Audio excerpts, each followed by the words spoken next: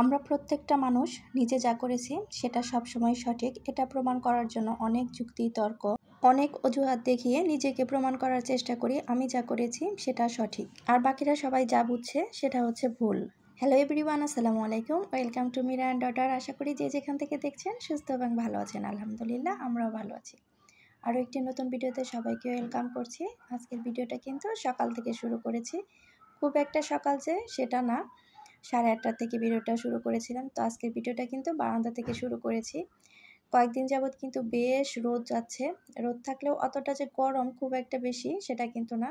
বাহিরে কিন্তু প্রচুর পরিমাণে বাতাস আছে, যার কারণে প্রচণ্ড পরিমাণ রোদ ওঠার পরেও কিন্তু গরমটা অতটাওভাবে লাগছে না। আর এবারের রোজাটা কিন্তু আলহামদুলিল্লাহ অন্যান্য বারের তুলনায় কিন্তু অনেক শান্তিতে রোজাটা করতে পারছে সবাই। তো এখানে বারান্দাতে কিন্তু আমি কিছু গাছ লাগিয়েছি, সেটাই দেখছিলাম আর চিন্তা করছিলাম কয়েকদিন পরে তো বাড়ি চলে যাব। তো আমি বাড়ি যাওয়ার পরে রুবামার বাবা যে কয়েকদিন বাসায় থাকবে, কয়েকদিন হয়তো পানি দেওয়া ঠিকঠাক থাকবে, তারপরে রুবামার বাবা যখন ছুটিতে, ঈদের ছুটিতে দেশের বাড়িতে চলে যাবে, তো তখন কিন্তু এই গাছগুলোর অবস্থা খুব বেহাল হয়ে যাবে। কারণ যে পরিমাণ রোদ উঠে, এখন তো আমি 2 বেলা পানি দিচ্ছি, তো তখন তো দেখা যাবে যে 5-6 দিন একবারেও পানি দেওয়া হবে না। তো তখন কিন্তু এই গাছগুলোর অবস্থা খুব খারাপ হয়ে যাবে। তো সেটা ভেবেই এখানে দাঁড়িয়ে আমার খুব খারাপ লাগছিল। তো প্রতিবারই বাড়ি যাওয়ার আগে এই চিন্তাটাই কাজ করে যে টুকটাক গাছ আছে বারান্দায়, এগুলো তো বাড়ি যাওয়ার পরে পানি না দেওয়া হলে গাছগুলো একদম মরা দশা হয়ে যায়। তো বারান্দায় দাঁড়িয়ে যখন একা একাই আনমনে ভাবছিলাম, তখন রুবামা বলছিল, মা তুমি কি এত ভাবছো? তো আমি তখন বলছিলাম যে আমি তো গাছগুলোর চিন্তা করছিলাম, যখন বাড়িতে যাব তখন তো গাছগুলোতে পানি দেওয়া হবে না, তখন তো গাছগুলোর অনেক কষ্ট হবে, গাছের গোড়ার মাটিগুলো শুকিয়ে যাবে, গাছগুলো মারাও যেতে পারে, এটাই চিন্তা করছিলাম। তো তখন রুবামা আমাকে বলতেছিল, মেয়েকে নিয়ে কোনো টেনশনই নেই, যত চিন্তা সব গাছকে নিয়ে। তো তখন আমি ওকে বললাম, আমি তো তোমার সঙ্গেই থাকবো, যেখানে তুমি যাবে সেখানেই আমি যাব, তো তুমি তো সবসময় আমার সঙ্গে থাকো, তোমাকে নিয়ে আর কি চিন্তা করব। বারান্দা থেকে আসার পরে কিন্তু বিছানাটা গুছিয়ে নিয়েছিলাম।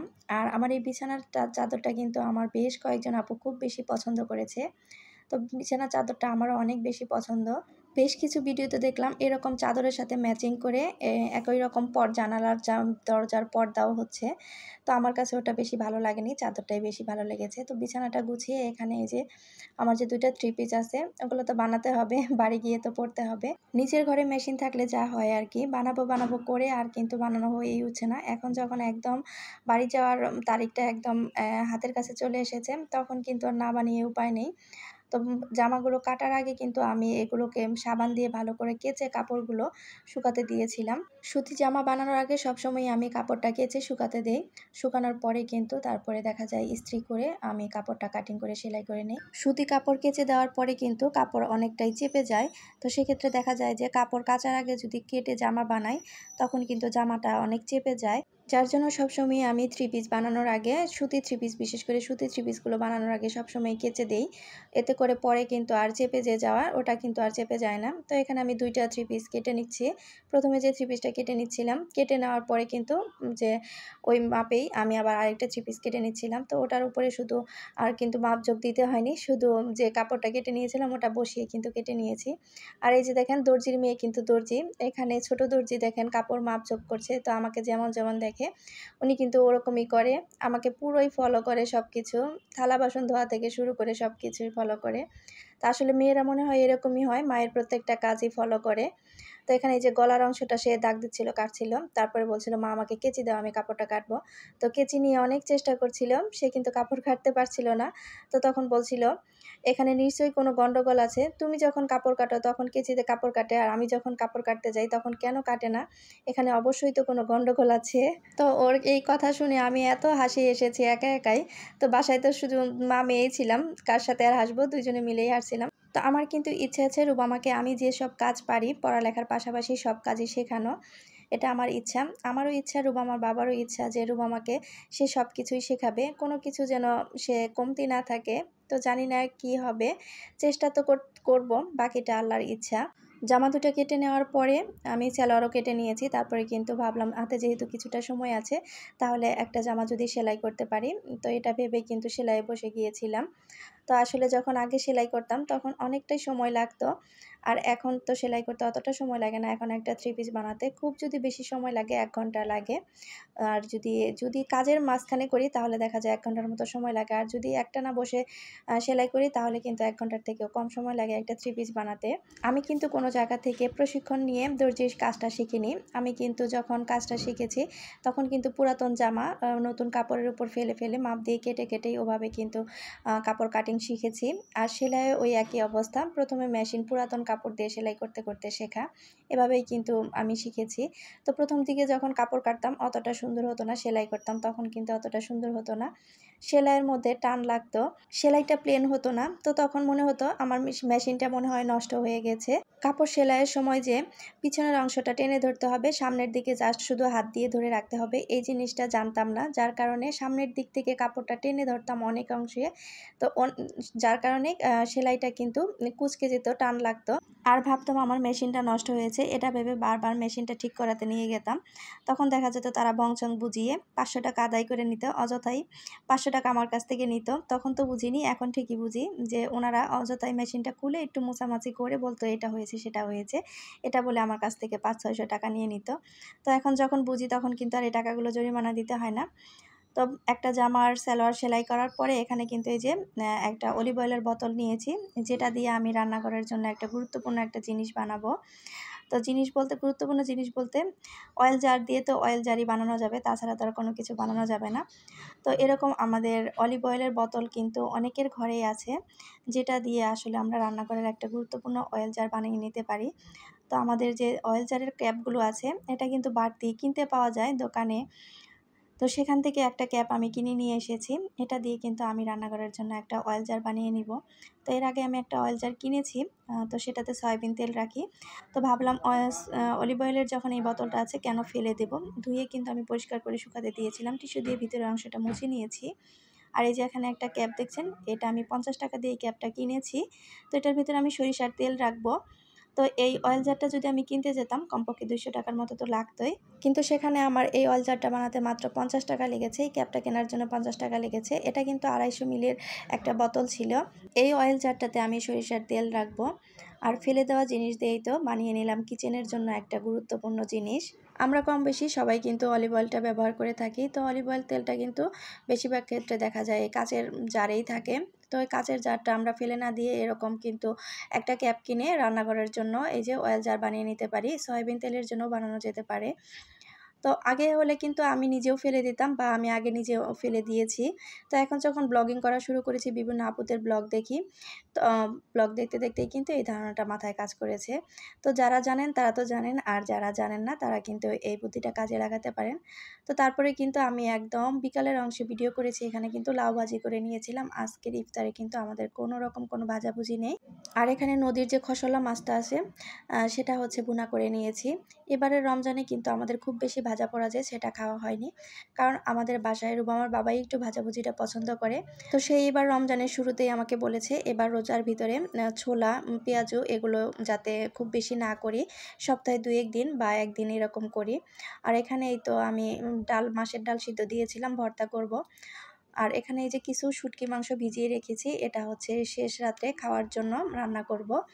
তো ইফতারের সময় তো ভাজি, মাছের তরকারি, ভর্তা এগুলো দিয়ে ভাত খাবো। সেহরিতে কী খাবো তার জন্য কিন্তু শুটকি মাংসটা ভিজিয়ে রেখেছি। এই শুটকি মাংসটা হয়তো অনেকে চিনে, অনেকে চিনে না।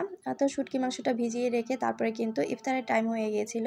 তো আমরা কিন্তু আজকে ইফতার করেছি খেজুর, জিলিপি, কলা আর ডিম সিদ্ধ, আর সাথে ছিল শরবত। এগুলো খেয়েই কিন্তু ইফতারটা করে নামাজটা পড়ে তারপরে কিন্তু খাবারটা খেয়ে নিয়েছিলাম। আজকে কিন্তু ভিডিওর শুরুতে একদমই লাইক চাইতে ভুলে গেছি। তো এখানে এই যে রুবামার বাবা অফিস থেকে আসার সময় রুবামার জন্য মহব্বতের শরবত নিয়ে এসেছে। তো আমার ঘরের যারা আছেন তারা ঘরের তৈরি সব জিনিস খেতে খেতে এদের এমন একটা অবস্থা হয়েছে, বাড়ি থেকে কোনো জিনিস আনলে সহজে তাদের খুব একটা বেশি যে ভালো সেটা কিন্তু লাগে না। তো রুবামা এক চিপ খেয়েই বলছিল মা এটা জানি কেমন লাগে, আমার কাছে ভালো লাগছে না। এই হচ্ছে অবস্থা। তো নামাজটা পড়ার পরে কিন্তু আমরা খাবারটা খেয়ে নিচ্ছিলাম। এখানে রুবামাকে আর রুবামার বাবাকে আগে আমি খাবারটা দিয়ে দিচ্ছিলাম। তো রুবামাও কিন্তু মাছের ডাল ভর্তাটা খুব বেশি পছন্দ করে, আমার কাছেও কিন্তু খুবই বেশি ভালো লাগে। তো আমি দেখি রুবামা আমার যা যা খাবার পছন্দ রুবামার ওই একই একই জিনিস পছন্দ। রুবামা খাবারটা প্রথম দিকে এমনভাবে শুরু করেছিল মনে হচ্ছিল না জানি সে কত খাবার খাবে। ঠিক ইউটিউবে ভিডিও আপলোড করার পরে ইউটিউব আমাদেরকে যেরকম ইমপ্রেশন দিয়ে থাকে দেখে মনে হয় না জানি কত ভিউ হবে, যখন কেউ ক্লিক করে না তখন কিন্তু কোনো ভিউ হয় না। তো রুবামার খাবারটা কিন্তু সেরকম ছিল, প্রথম দিকে মনে হচ্ছিল না জানি সে কত খাবার খাবে, পরে কিন্তু সে পুরো খাবারটা শেষ করতে পারেনি। তো যাই হোক, প্রথম দিকে তো লাইক চাইতে ভুলে গেছি। এখন এই পর্যন্ত যারা আমার ভিডিওতে আছেন এবং একটি লাইক দিতে ভুলে গেছেন তারা প্লিজ ছোট্ট একটি লাইক দিয়ে আমার ভিডিওটি কন্টিনিউ করবেন। আপনাদের ছোট্ট একটি লাইক পারে আমাকে আপনাদের মতো আরও কয়েকজনের কাছে পৌঁছাতে। আর আজকে যারা আমার চ্যানেল নতুন ভিজিট করছেন, আমার ভিডিওর কোথাও কোনো অংশ যদি ভালো লেগে যায় তো প্লিজ আমার চ্যানেলটি সাবস্ক্রাইব করে আমার পাশেই থেকে যাবেন। আর ওই যে শুটকি মাংসটা ভিজিয়ে রেখেছিলাম, তারপরে কিন্তু এখানে আমি মাংসটাকে বেশ কিছু পরিমাণ পানি দিয়ে সিদ্ধ করে নিয়েছি যাতে করে মাংসটা শক্ত থেকে নরম হয়ে যায়। সিদ্ধ করে নেওয়ার পরে শিলপাটাতে আমি মাংসটা ছেঁচে নিয়েছি। কেউ চাইলে আবার এটাকে হাত দিয়ে ভেঙেও রান্না করতে পারে, আবার আস্তেও রান্না করা যায়, আসলে যার যার ইচ্ছা যে যেরকম খেতে পারে। তো এই রান্নাটা কিন্তু আমি করছিলাম তখন কিন্তু 9টা বাজে। তো এখানে কিন্তু আমি প্রথমে গোটা গরম মশলা দিয়ে দিয়েছিলাম, পেঁয়াজ কুচি দিয়ে দিয়েছি। তারপরে পেঁয়াজটা বেশিক্ষণ ভাজিনি, অল্প একটু পরিমাণ ভেজে নেওয়ার পরে আমি হলুদ মরিচের গুঁড়ি দিয়ে দিয়েছি, আদা রসুন আর পেঁয়াজের পেস্টটা দিয়ে দিয়েছি। তো এখানে কিন্তু ঝালের পরিমাণ একটু বেশি দিয়েছি, যেহেতু আলু দিব আবার প্লাস শুটকি মাংসতে ঝালটা কম হলে না খুব একটা বেশি খেতে ভালো লাগে না। তো যারা আসলে ঝাল কম খায় তাদের ব্যাপারটা আলাদা, আমরা আবার ঝাল কম বেশি দুই রকমই খেতে পারি, কোনোটাতেই সমস্যা হয় না। মশলাটাকে খুব সুন্দর করে কষিয়ে নেওয়ার পরে যখন মশলাটার উপরে তেল উঠে এসেছে তখন কিন্তু ছেঁচে রাখা মাংসগুলো আমি দিয়ে দিয়েছি। তো মাংসটাকে আমি বেশ কিছু পরিমাণ পানি দিয়ে মাংসটাকে কষিয়ে নিব। খুব বেশি যে পরিমাণ পানি সেটা কিন্তু দিইনি, কারণ মাংসটা কিন্তু সেদ্ধ করাই আছে, ওটা কিন্তু সেদ্ধ হয়ে গিয়েছে। তো ঢাকনা দিয়ে অনেকক্ষণ পরিমাণ আমি ডিম জ্বালে কষিয়ে নেব মাংসটা। আমি কিন্তু রান্নার প্রথম দিকে জিরা গুঁড়ি দিইনি, বিশেষ করে আমি রান্নার প্রথম দিকে আসলে জিরা গুঁড়িটা খুব কমই দেই, কারণ হচ্ছে তরকারির কালারটা আমার কাছে মনে হয় যে কালচে হয়ে যায়, যার কারণে আমি মাঝখানের দিকে দেই। তো এখন কিন্তু আমি জিরার গুঁড়িটা দিয়ে দিলাম, মাংসটা কিন্তু সুন্দর করে কষানো হয়ে গেছে। আর এখানে যে লাল ছোট দেশি আলুটা আছে ওটা কিন্তু কুচি করে রেখেছিলাম, সেটা দিয়েই কিন্তু মাংসটা রান্না করে নিব। আবারও কিন্তু কিছু পরিমাণ পেঁয়াজ কুচি দিয়ে দিলাম। তো শুটকি মাংসের ভিতরে না পেঁয়াজ কুচিটা একটু বেশি পরিমাণে দিলে খেতে ভালো লাগে। বর্তমানে আমাদের প্রত্যেকের ঘরে ঘরে ফ্রিজ হওয়ার কারণে কিন্তু এই শুটকি মাংসের প্রচলনটা আর দেখা যায় না। তো আগের দিনে যখন ছোট ছিলাম তখন কিন্তু এত ফ্রিজের আনাগোনা ছিল না, তখন কিন্তু কোরবানির পরে যে মাংসটা থাকতো সেটা কিন্তু কিছু ভাজি করে রাখা হতো, কিছু শুটকি করে রাখা হতো, কিছু জাল দিয়ে রাখা হতো। আর এই দিক দিয়ে কিন্তু আমার শুটকি মাংসের তরকারিটা হয়ে গিয়েছে। আলু কুচিটা দেওয়ার পরে আমি 2 কাপ পরিমাণ পানি দিয়েছিলাম, ওই 2 কাপ পরিমাণ পানি দিয়ে কিন্তু আমি সম্পূর্ণ রান্নাটা করে নিয়েছি, কারণ মাংসটা আমার সম্পূর্ণ সিদ্ধ হয়ে গেছে। আর আলুটা যেহেতু কুচি করা, সেদ্ধ হতে অতটা পরিমাণ সময় লাগবে না, যার কারণে আমি কিন্তু অতটা পরিমাণ পানিও দেইনি। তো এর 2 কাপ পরিমাণ পানি দিয়েই কিন্তু তরকারিটা ভাজা ভাজা করে রান্না করে নিয়েছি। তো এদিক থেকে কিন্তু আমার রান্নাটা একদম কমপ্লিট। কিছু পরিমাণ তরকারি আমি বেড়ে রুবামার জন্য রেখে দিয়েছিলাম পরের দিন যাতে রুবামা খেতে পারে, আর বাকিটুকু আমাদের জন্য রেখে দিয়েছিলাম ভোর রাত্রে খাবো এর জন্য। আগের দিনে ঈদের পরের দিন থেকে মাংসের ভাজি, মাংসের শুটকি, মাংস জাল দেওয়া এগুলোর গন্ধে একদম বিরক্ত লাগতো। প্রত্যেকটা বাড়িতে বাড়িতে এই শুটকি মাংস, ভাজি মাংসর সেন্ট পাওয়া যেত, তখন বিরক্ত লাগতো, তখন মনে হতো কবে এই দিনগুলি শেষ হবো। আর এখন কিন্তু ওই দিনগুলি মিস করি, মনে হয় ওই দিনগুলি ভালো ছিল। আমার মতো কার কার শুটকি মাংস, ভাজি মাংস প্রিয় অবশ্যই কমেন্ট করে জানাবেন। তো আজকে ভিডিওটা এখানেই রাখবো, সবাই ভালো থাকবেন, সুস্থ থাকবেন, আমাদের জন্য দোয়া করবেন। দেখা হয়ে যাবে নেক্সট কোনো ভিডিওতে। আল্লাহ হাফেজ।